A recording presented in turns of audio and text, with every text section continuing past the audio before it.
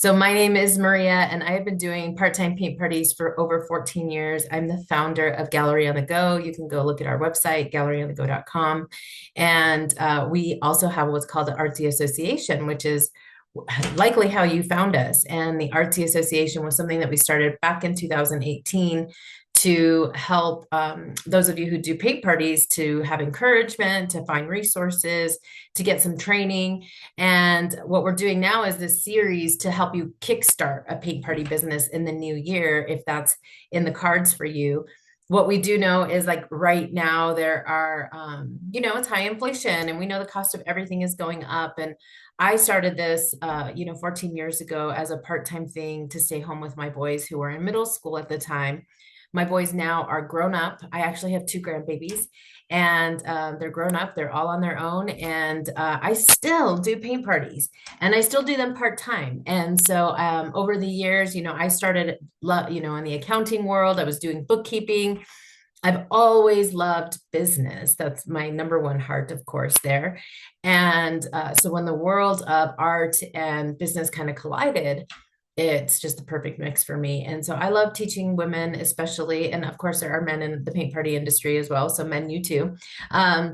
But there are a lot of people like myself who want to stay home with their kids or need to make part-time extra money, or maybe you're looking to build up something as you look to retire. I have so many people in my life who are heading towards retirement already and just looking for something else to do. And so I know it can be daunting because you think, well, maybe I need to be an artist or something like that. And that isn't the case at all. And I'm going to be doing another video coming up soon about like what do you need to, what kind of person should you be if you want to do painting parties? If you're not an artist, there are some other key talents and things, but we can train you on anything. At Artsy, that's what we believe is we creatively teach you how to make money using art. But that's through events and activities. And so there are some other skill sets that you should have, and we can help you develop them. You don't have to be exactly who you're going to be, 14 years later when you're still doing paint parties. I certainly didn't look like this, and my office didn't look like this, and I wasn't super artsy like this 14 years ago when I look back. And so in this video today, I'm going to talk to you about the supply must-haves, and I'm going to tell you some supply pitfalls to avoid. And so I'm going to pull up my screen here so that I can kind of show you. And I actually have some of my supplies right here if you're here for the big press and seal reveal.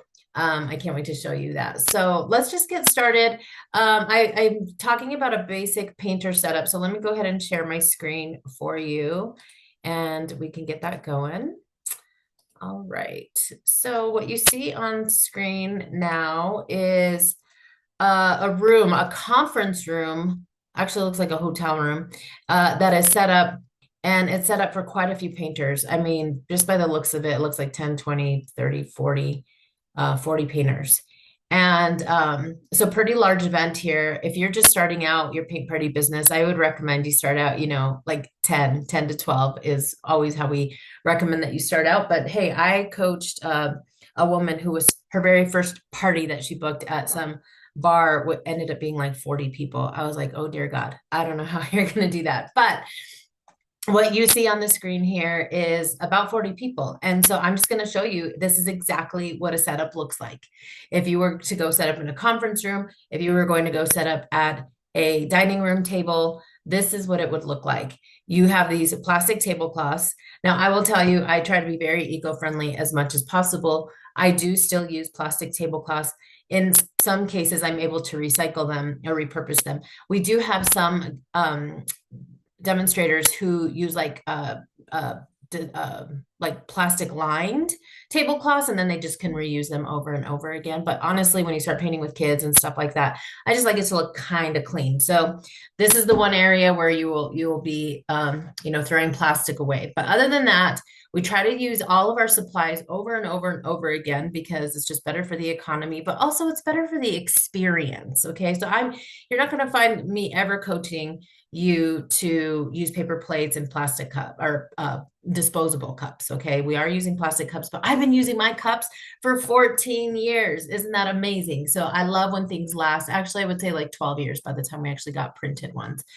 So anyway, how what you see in this room here, and this is our basic, this is what we call a basic painter setup. And it's really like these 5 things that you need for a basic painter setup. It's an apron, an easel, a palette, a water cup, and a 5-piece brush set. You see all of those things. I guess you do see the brushes here. Now, if you notice in this painting, she's only put out 2 paint brushes here. For whatever reason, this painting is only going to need those 2 brushes there. But we do recommend that you have at minimum 5, and I'll tell you more about that here in a second. What you also see here is, of course, you need canvas. Everybody needs a canvas panel or board. I will be doing a board painting party tutorial, I think next Sunday, where I will teach you how you can start your business with painting on boards, and then you can eliminate the easels for a little bit if you're trying to build up your supply kit.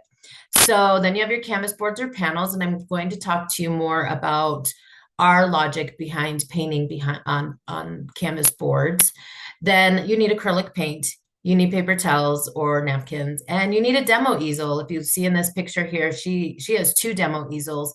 One in the corner here is displaying the paint sample, and then one at the front of the room where she will be standing to demonstrate her painting party. So this is I love this picture. It's a great example of what it should look like.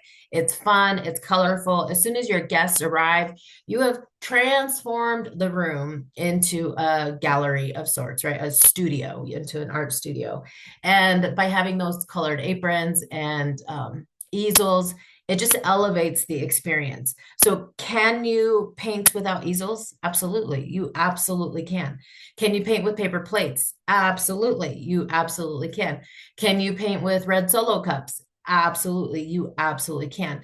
But it doesn't look like a genuine art experience. So if you're going to take any tips from me, just know that I'm going to help you to elevate your experience, to set you apart from other people who do this, and to really just elevate the experience. Is it a little bit more work? Absolutely, it is. And you're preserving the environment and you're just elevating the experience, but it is some work. And I will tell you, I have a 200-person party coming up this month, 200. And yeah, I think I'm going to have to use some disposable items. So for sure, that's not always going to be the perfect case. All right. So from day one, okay, from the very first day that I decided that I wanted to do a paint party, I started building my kit to start looking like this. So let's talk about the brushes first. So at Gallery on the Go, we started this system right from the beginning. Now, honestly, we bought our brushes first from Michael's because this was an experiment at first, right? So I went and bought plastic brushes, plastic handled brushes from Michael's. They were absolutely my favorite. They were from Artist Loft. And I always tell this really funny story, but when I first started, my sister-in-law both started, we actually shared a kit. My sister-in-law and I used the same supplies, and we just borrowed them back and forth from each other while we continued to build up our kit because we didn't have a lot of money to start this. And so we shared a kit. So that's a great advice. If you want to start this business, start it with a friend. And we bought these plastic brushes from Artist Loft. Well, of course, all the handles were blue. So when brushes are inside of water, which I just so happen to have right here in front of me, right? If your brushes are inside of the water, they're all the same color, right? If you're just buying them from the store. But when you're painting with kids or you're painting with adults, and you can say something like, take out the purple brush, use the blue brush, use the green brush, right? Because they're swimming in the water. You can't say use the big fat brush or use the, we call this Dainty Darla, the tiny little black brush here. And so, so we invented this system, and before we had them professionally custom made, from a brush company, we used to just use duct tape. Yeah, we used duct tape. We were that fancy. And so we got purple duct tape, red duct tape. And honestly, these are the same exact colors that we've always had. We actually used to have an orange brush too.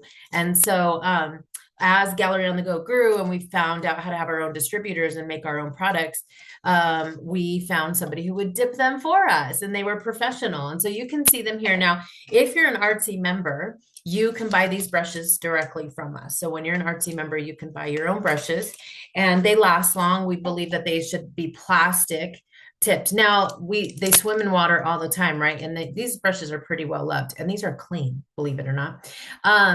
So plastic, never you buy wood brushes. Okay. Now I know some people who are just disposable, buy little cheap wood brushes that will do the trick for one paint party. And then they leave them with the customers, and then they throw them away because they don't want to wash brushes. You're right. It takes time to wash brushes. I get that. So if you're going to buy more time, which is fine, but you're also just ruining resources in the world. It's just a passion of mine. So I think if you're in this for the long haul, I would say over the course of my career, I've probably had, out of 14 years, I've probably had 4 sets of brushes in 14 years, 4 sets of brushes. Now, right now, because I do some fairly large events, I have about 50 to 60 sets of these brushes. And I have this 200-person event coming up. So I got to figure something out there. I'm going to borrow some supplies from other reps in my area. But anyhow, so the brushes, the other thing I was going to say is if you're not an Artsy member yet, because you'll be an Artsy member one day, you can still buy those brushes. And I will pop the link in the comments here coming up in the description here in the video. They're just a little bit more for you. So they're $7 a set of 5, or they're $4.50 if you're a member. So you get quite a bit, almost a 50% savings when you're a member, and we'll ship those out to you. And you do need to buy them in a minimum quantity of 20 or 25. I can't remember.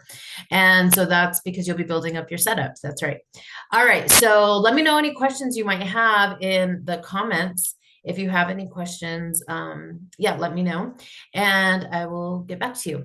All right, let's talk about paint. From day one, I used Dick Blick paint from day one. And the reason is I went to my very first paint and sip at Canvas and Cocktails, which is a local place here in my town, which was about like 45 minutes away from my town. And I didn't know anything about painting. I didn't even know what kind of paint. I didn't even know what acrylic paint was. And so I just kind of spied on what they were using, and they used Blick acrylic. And so I Googled Dick Blick or Blick acrylic, whatever it was called at the time. And I just learned that student grade paint is the best paint to use at paint parties. You're not trying to turn anyone into an artist here, right? So you're not using fancy paint, fancy colors. Now, when you are just starting out, there is nothing wrong with buying just basic colors. Now, when you buy from Blick acrylic or Dick Blick, and that's dickblick.com, they sell like these 6-packs that come with your basic colors. And we have discount codes for some of these for our members, but it's like white, yellow, red, blue, green, and black. Those are your like basic primary colors. It's not the picture that you see here. It looks very similar. But anyhow, those colors can make any color.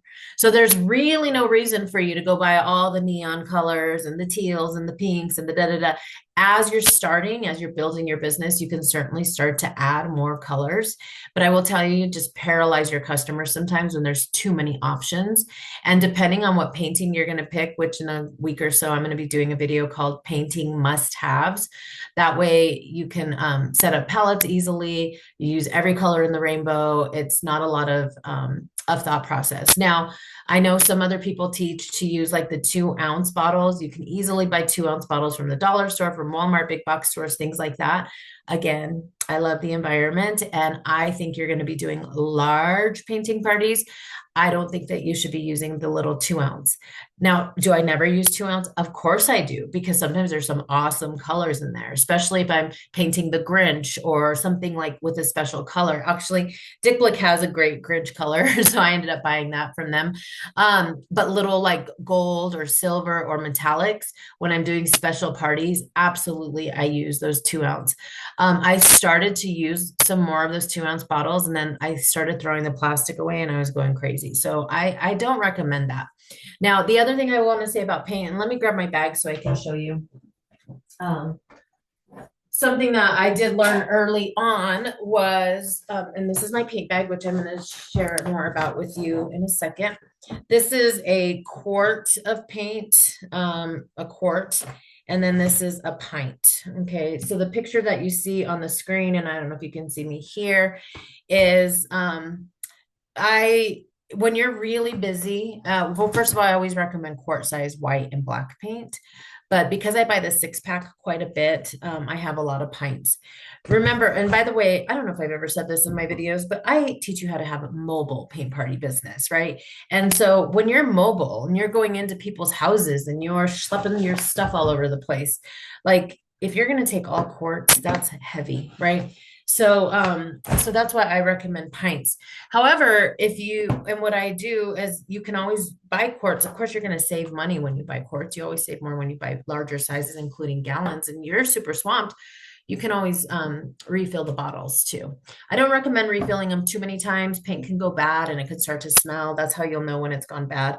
The yellow and the purple notoriously go bad faster than the other colors. You will definitely go through more white and black paint, depending on what you're painting a lot of in the wintertime, especially like Christmas time, things like that. We go through a lot of blue. Or I go through a lot of blue, I should say.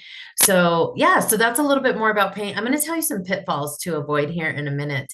The next thing I want to talk to you about are palettes. From day one, we've always used plastic palettes because it was just part of the experience. I remember that first paint party and we got our cute little palettes and you just felt like an artist, right? And that's why I hate paper plates, like with a passion, because it takes away from the experience. Like if you've never painted before, and you come now, some paint and sip venues, they use like chipboard, and I get it. Like, but again, I think it's just kind of lazy.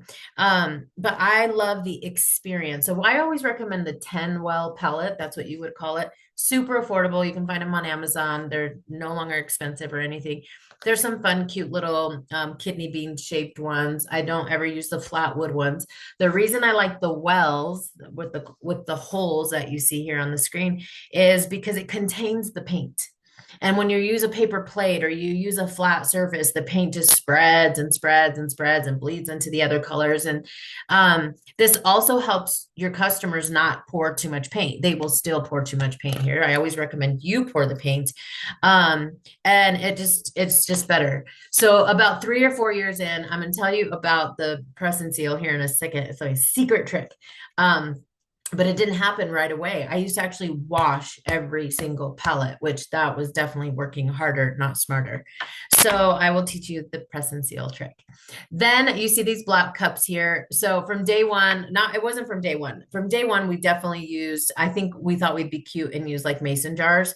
That was the worst idea ever, right? Because mason jars are glass and you're mobile. That doesn't make any sense. It was super cute, but did not make any sense.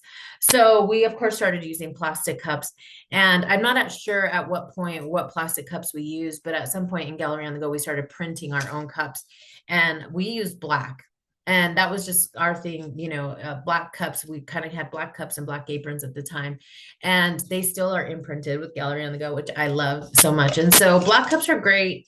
It kind of helps when customers are drinking wine or anything like that. Like it's kind of like this is not the cup. So if you are using like red Solo cups or things like that, and your guests are also drinking out of red Solo cups, yeah, people are drinking a lot of paint water. So that's kind of, I don't know that we had any method to picking black, but that is something that we've always had. Now, over time, because I don't have them necessarily printed anymore, we've bought colored cups, these colored cups from Amazon, super fast and easy. And as you can see, well loved. Some people ask, like, how often do you wash your cups? I wash them about every 4 times, about once a month or something like that. You could wash them because they do start to smell and are gross. And so you want to be presentable. Like it's an experience, right? Having a paint studio with paint stuff on it, but you don't want to be gross and smell. All right, let's talk about canvas panels. From day one, we've always used canvas panels. So I remember when I went first to the paint and sip place that we went to, they were painting on 16 by 20 wrapped canvas. Definitely great to paint on bigger canvas. But when you are mobile, you're not in a studio, you're around a dining table, you want to fit 4 to 6 people at a dining table. And the 16 by 20 were just too big. And it takes more paint, it takes bigger brushes, it takes more time, right? And so we downgraded our canvas to an 11 by 14. we made it flat panel because it also fit on our easel better, especially if you're going to be mobile. You're not going to have really large easels. Now, this one's fairly large. This is a 14, I want to say 14 inch. This could probably hold a 16 by 20 canvas. But the other part is your mobile, and wrapped canvas has the opportunity to get punctured. And that's a waste of time and also just car space. If you have a paint party of 20 and you're toting around 20 wrapped canvas panels, there's just an opportunity for damage. So we like flat panel canvas, and we always recommended that our guests put them in a frame. And so actually you can see some of my paintings, maybe not. Oh, I have one up here. Anyhow, that we put, let me grab it for you so you can see it. So this is a great example of one of our paintings. It's a flat panel, and we just put them in open back frames. And so by doing that, yeah, your customer, it ends up costing a little bit more. We used to actually sell frames at the party itself, but I don't do that anymore. It's not that I don't recommend it. I do recommend it. Actually, it's a great upsell at the party. I just personally stopped doing that. Anyhow, then let's get to the aprons. So aprons, when we very first started, I love to tell this story. I actually just bought black aprons from Sam's Club because they were the best price. There were 3 in a pack. They have these awesome pockets, and I love black. That's actually my favorite color. And so we just had black ones, and we got them embroidered, and very similar to what you see here on the screen. And but as time went on, I really decided that we wanted colored aprons, and colored aprons, like that picture that I showed you, really made the room pop. And so there's they're pretty cheapy ones on Amazon, great to get started. But over time, we have a supplier that we use that has better quality aprons, and they also can embroider them, and the double pockets and things like that. Aprons can last a really long time. The ones I originally had from with Gallery on the Go, on the Gallery on the Go brand, I still have to this day. The cheapier ones that I buy from Amazon, or the kid ones, they start to get, really chintzy and start to pull the strings and things like that. So if you're just getting started, you can buy black and white ones, chef ones at, Sam's Club, Costco, things like that. But now with Amazon, you guys can buy anything and everything, of course. So that's from day one. Those are some of my basic supply tips from day one that I've been using. I still have my same palettes, never have to keep buying. I do buy more palettes because I have more customers. I have updated some of my cups just because I needed more cups. We're going to talk about easels here in a second because I did not start out from day one with the easels I recommend. So this is where I'm going to tell you about some pitfalls, what we learned along the way. So what I learned along the way when it comes to paint was I thought it would just be better to have gallons, or I thought it would be great to have pumps. And I loved having pumps, at the paint studio. But when you're mobile and you're not doing it every single day, and you leave your paint in your garage or something, the paint pumps get plugged, and they're awful. And I cannot tell you how many times we would pump and the paint would just splat everywhere in the room. So you don't want to do paint pumps. I don't recommend necessarily buying gallon or pint unless or I don't recommend buying gallon unless you're just going to use it to refill because it's just too heavy. And I've already told you about the 2-ounce paints that I don't recommend. I also already told you no wood on brushes, right? So it might feel like a genuine experience, but when they're soaking in so much water and high use, you really need student grade. And one of our suppliers is Royal Langnickel.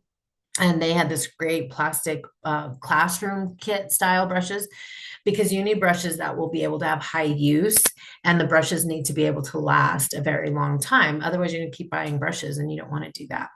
Also, I recommend having the same consistent sizes. So when you are with Artsy and representing Gallery on the Go, if you decide to represent Gallery on the Go, all of our paintings have instructions, right? That with their step-by-step instructions. So they're like, use the purple brush, use the red brush, dip the purple brush in red paint, and that's how you know the instructions. And by using our same consistent sizes, you're going to get familiar. So I know you're going to want to stray into some froofy brushes, like the fan brush or something like that, which you can if you have certain paintings that do that. But I have learned, and take it from me, that flat and rounds are plenty for the experience that you're trying to provide. Remember, we're not trying to turn anyone into an artist. We're simply using art as entertainment. Also, I've already hounded you about the paper plates versus pallets, real cups versus plastic cups. I've talked about that. The other reason I don't like to use like red solo cups, for example, is the weight of them can just, they topple over a little bit more. And so that's why we recommend like a wider base cup so that they don't topple over. You don't want like thinner cups because they can tip over. Another thing I want to tell you, do want to wash your aprons. I use Febreze most of the time on my aprons until I do a good wash on them. When you wash them, you want to use like a laundry bag. You want to tie each apron up, because what happens is it turns into one huge knotted mess. Or, do like 5 or 10 at a time. Don't wash like, I have like 50, I have over 100 aprons, I should say. You don't want to wash them all at once because they get so knotted up. So that's a tip there, but definitely wash them, keep them clean. And then once upon a time, well, and we still do, I still own canvas drop cloths. I do not tell my customers I offer them anymore, because canvas drop cloths, I just don't recommend painting in someone's living room as much as before. You can have a canvas drop cloth, but oftentimes they're tripping hazards. I have a couple of clients who need to put stuff down, and they do it. They put the plastic down. They do that. It's so labor intensive to put the canvas drop cloths down. I still have them for those parties every now and then, but when my customer really asks for that, I'm like, you need to either do it yourself, or I just tell them it's actually more of a tripping hazard. I do paint in these really large hotel rooms, but I do have insurance, and they have carpet squares in there, which is great in case we spill any paint. And so, yeah, of course, it's always a risk.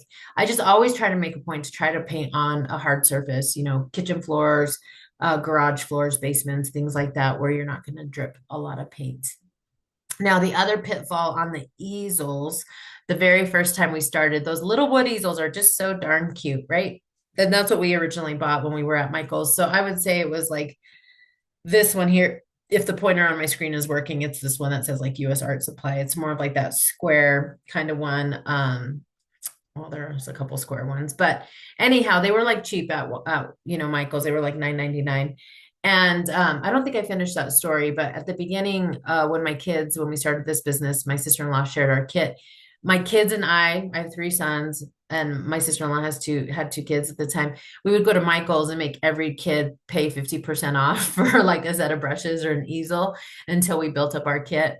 But those little wood ones were super cute in the beginning, but over time they break, the screws come loose, and they just don't last as long. So we highly recommend the 2 that you see here are our 2 that we recommend. These are the ones I've had once I decided I would use metal easels. They fold up really nice. Be careful because they will pinch you. These are my favorites. A lot of our reps, and they just became a lot more popular, are these black ones. They're just a little bit shorter so people can see each other over the table. But they have these wings. So like if you end up needing wings or wing support for like a bigger canvas, or if you needed to make them taller for the board parties or something like that, you could do that as well. So, when it comes to buying supplies, like I always recommend that you buy like 10 to 12 setups to get started. And and I think I have some tips here. I'll get to that here in a second, but to build up your kit, have a party, buy 1 or 2 more setups, keep using your money that you earn to keep adding to your setup, especially if you don't have a lot of money to start up with. All right, this is the fun part. Let me give you some miscellaneous tips. First of all, tote bags. You got to tote your stuff into and out of parties, right? So I recommend simple tote bags like these. Back in the day, like 31 had these style of bags. I still have all my bags. This is what I use to this day. Now, I will say at the very beginning, we used a plastic tote. It was huge. It was insane. And then over like 2 years in, I think we changed over these tote bags, which are far better. You really only need about 2 of them. And then I have this tote bag, which is my paint bag. And it's logoed and branded. And it has a bunch of little pockets, but then I have all my paint in the top. So, and I'll go full screen here in a minute and show you that. But in my little paint bag, I have always carry with me painter's tape, scissors, Sharpies. I put my business cards in there and my pencils. I have some cute little stickers. Those little pockets kind of holds, it's like a little utility tote. That's the better term for it. And that's also where I keep all my paints. So that's nice. During, summer and winter, we always recommend that you bring your paint in. Sometimes your garage is okay, but depending on what parts of the country you live in, you need to bring it inside. You don't want your paint to ever freeze or get too hot. It gets clumpy if it gets too hot, and then obviously it freezes when it's winter. So having it in a separate bag, to bring in and out wherever you're storing your supplies. I store a lot of my supplies in my garage and also in my basement. And maybe one day I'll do a video about that. All right. The other miscellaneous tips, tablecloths, of course, the enemy of the world environment, but it is a necessary evil. So I tend to always have rolls of paint of tablecloths, far more cheaper, far better.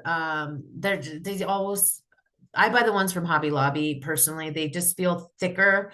I know you're going to be tempted to go to the dollar store, even the Walmart ones. They're just so thin. And when you're dealing with kids, they're like picking at it and things like that. Now, all of it's just plastic, whatever. It doesn't need to be like the best quality. But the rolls will just, in the long run, save you more money. I typically like to keep the same colors. I use teal, red, and blue. Now I do have an event where we always only use white tablecloths, and they're the rounds, and I buy those in bulk on Amazon. So you can definitely buy bulk tablecloths ahead of time as well. All right. So the fun part, actually, I think I skipped talking about dirty cups and brushes. So you always need to take either a tote or something to carry your dirty items back. I put my dirty brushes inside of a pitcher, and then I keep the pitcher in my car. I have a little nook in the trunk of my car. That way it doesn't tip over. When I get home, I take that right out and take it over to the sink so that it doesn't spill and isn't gross. And there will be a whole nother video on how to clean your supplies. But your brushes and your cups have water, right? So you need to be able to take care of them and not leak all over your car. All right, let's get to this fun part of the press and seal. So about, I don't know, 2 years into our business, I adamantly loved pallets, but I was washing them all the time. And so we discovered press and seal, which is the best tip for you to be able to use. So you just take press and seal and you cut it up and you put it on here and you just press it in. And there you go. Does it take extra time? Yes. Is it still a little bit of plastic on the environment? Yes. Is it a little bit of extra cost? Yes. But it's about the experience for me. And so you may not be into that, and that's okay. That's what's great. It's your business. You get to do what you want to do. Paper plates may be your jam, and that's fine too. All right. The last thing I have on here is miscellaneous fun and photo props.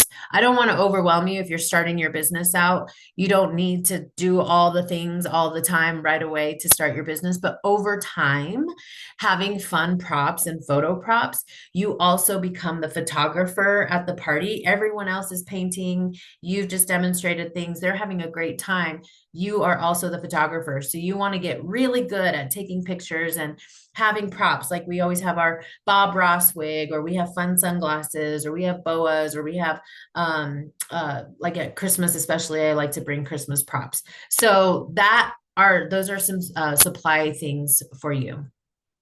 Here's the screen where I was going to talk to you about budget friendly, because if you're just getting started, listen, this is how I started. I was a stay-at-home mom. I had cashed out my 401k to which wasn't even very much money. I think it was like 3 or 4 months worth of money to figure out my life.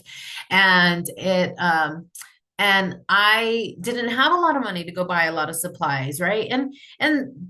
And when you're starting a new business, sometimes you're like, I need to make money. I don't have a lot of money to spend, right? So there are some budget friendly tips, but you got to take yourself serious. If you're starting a business, you do have to make an investment sometimes. And that's what I love about paint parties is your brushes, your easels, your aprons. It's an investment. You're not going to buy it over and over again, right? So a couple of tips to start out to buy your supplies.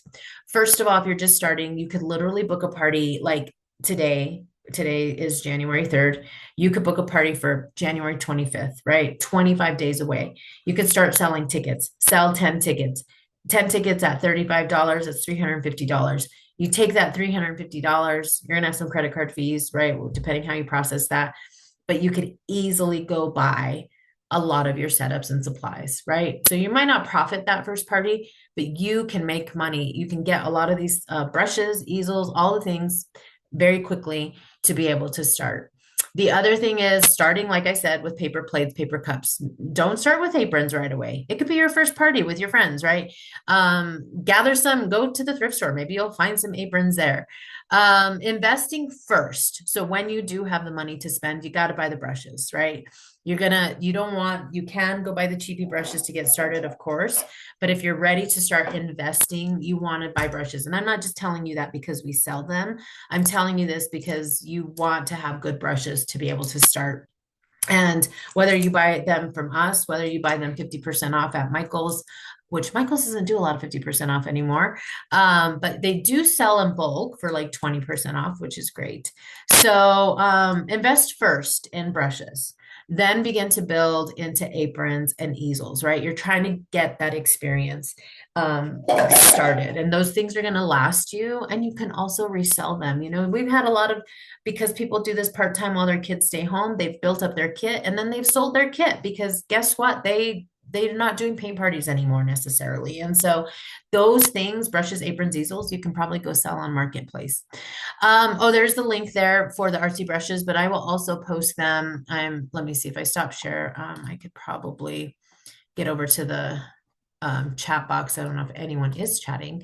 I don't know if anyone else is up this early watching me live. Yep, I don't see any comments, but okay, if you are watching live, you should comment and then maybe I'll see you.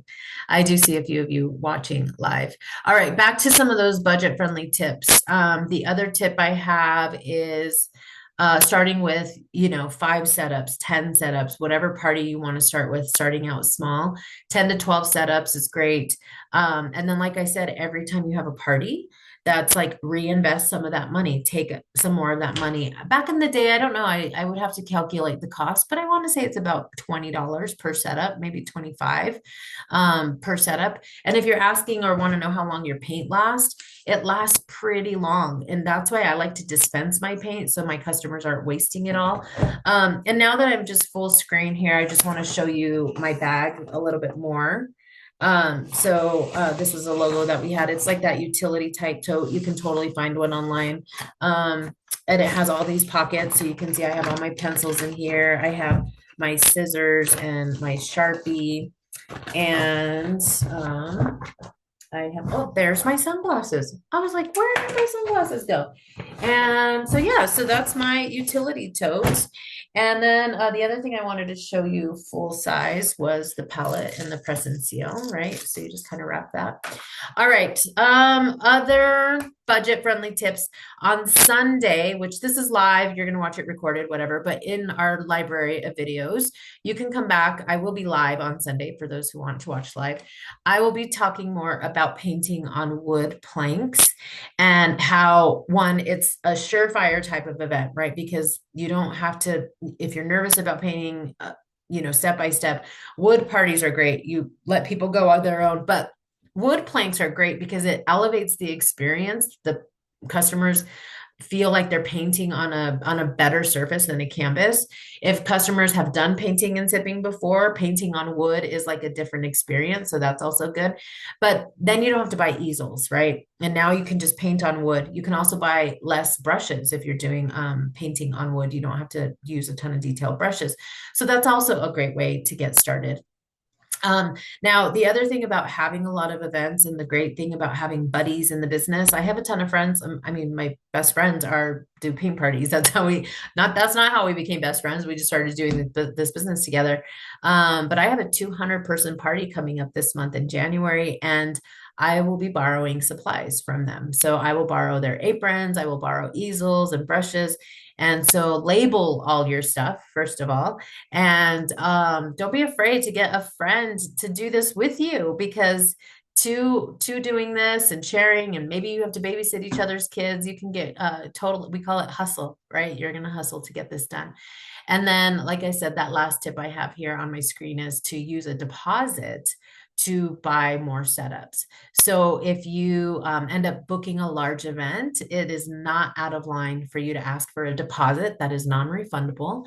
And then that deposit is what you use to buy those supplies. So that's that. And then the last thing, I do want to share my screen to show you this last slide that I have for us is what we call a paint party checklist. And so we have always had this checklist from day one. Well, I wouldn't say from day one. We used to just scratch it on paper. But when we started teaching and training people how to do painting parties, we provided this checklist. And so it's a great way for you to document every single party that you have. It is January, which is tax time. Oh, yeah. No, well, April is tax time if you're a procrastinator. But for those of you in January, we do some tax tips because in your business, obviously, you got to file business taxes and can be overwhelming. So when you have your paint party checklist, you see here up at the top right corner, you write down your mileage, you talk about your painters, you write down all your payments. These are like your receipts. You file these away digitally, electronically, whatever. And this also helps you at tax time to figure out all your events that you had. Now, but this is also just the planning. This helps you plan the entire event from start to finish. And it also has that packing list here, which is here in the yellow section. So we call this the party checklist. It's helpful so that you know when you're going to pack your supplies and things like that. And of course, this checklist is available for our members who are part of Artsy and who have done some training, but you can make your own checklist as you're getting started and you are thinking about joining the association. And if you ever decide to join the association, enrollment is open this month in January, and we charge $297 for our membership. It's an all access, all year round pass. You don't have to pay any extra fees or anything to us for any extra workshops or training, downloads, flyers, artwork. It's less than $25 a month, and you get over 500 paintings in the gallery. You get checklists like the one that you saw. You get a supply buying guide, and you get more insider videos that we provide, and you also get monthly business bundles, and we have different social media graphics, all sorts of goodies when you need help to start up your paint party business. And so for those of you who are already doing this business as well, maybe you're watching, you wanted some extra tips. There's not a lot of supplies that change in our industry. It might change by painting type, or maybe trying something new like watercolor, or trying modeling paste. Those are some fun things. I love to try new products with my customers. And we are having what we call Inspire Your Heart with Art. It's a workshop on January 31st and February 1st where we will it's the theme is where art meets story, and you can join. And I actually just priced it. I will be uploading it here in a couple days, but it's $37, and it's a 2-day live online conference, and it's a virtual conference where we'll be painting live, and you can try some new products. You can actually see this painting right here. It's the truck. You can kind of see it. We painted that last year for Inspire Your Heart with Art, and it's one of my favorite paintings. So anyway, let me know what questions you have about supplies, and I hope to catch you on a live coming up. If you're watching the recording, I hope you have a great day and that you're looking forward to creating a life you love using art. Talk to you soon. Bye.